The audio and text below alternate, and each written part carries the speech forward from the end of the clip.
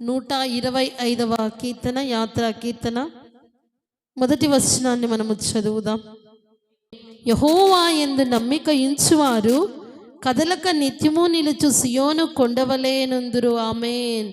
ఈ రాత్రికాల సమయములో దేవాది దేవుడు ఈ 125వ కీర్తన ద్వారా మనతో మాట్లాడుతున్నాడు. దేవుని యందు నమ్మిక ఉంచేవారు ఎలాగుంటారు అంటే కదలరు.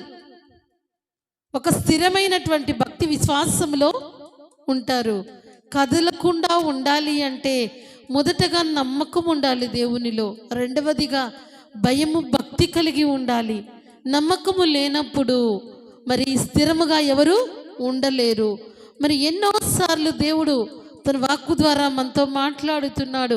ఎన్నో అద్భుత ఆశ్చర్య ఘనకార్యములు, మహత్కార్యములు, గొప్ప కార్యములు మన జీవితంలో దేవుడు చేస్తూనే ఉన్నాడు. అనుదినము నూతన వాత్సల్యత కలిగి కృప వెంబడి కృపను కుమ్మరిస్తూనే ఉన్నాడు. కృపను అనుభవిస్తున్నాము. కృపామయుడైనటువంటి దేవుని యొక్క సన్నిధానములో దేవుని మాటలు వింటున్నాము. కానీ వినేవారు వింటున్నారు, నమ్మేవారు నమ్ముతున్నారు. నమ్మని వారు తమంతట తామే తమ జీవితాన్ని పతనము చేసుకుంటున్నారు. ఈ రాత్రికాల సమయంలో నీ జీవితం ఎలాగుంది? దేవుని నమ్మే అనుభవంలో ఉందా? దేవునిలో స్థిరముగా ఉండే అనుభవంలో నీవు ఉన్నావా? లేక పరిస్థితులను బట్టి నీ దేవుని మీద నీకున్న నమ్మకాన్ని, భక్తిని, విశ్వాసాన్ని వదిలిపెట్టి పరిస్థితులకు లోనే పరిగెత్తే అనుభవంలో నీవు ఉన్నావా?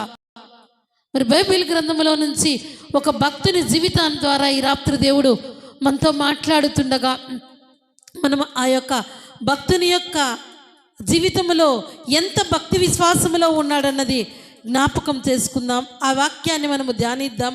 125 మొదటి వచనములో యెహోవా యందు నమ్మిక ఉంచువారు కదలక నిత్యము నిలుచు సియోను కొండవలే ఉంటారన్నారు.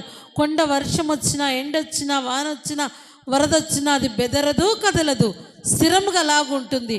దేవుని నమ్మి విశ్వసించిన వారు అలాగే ఉంటారు.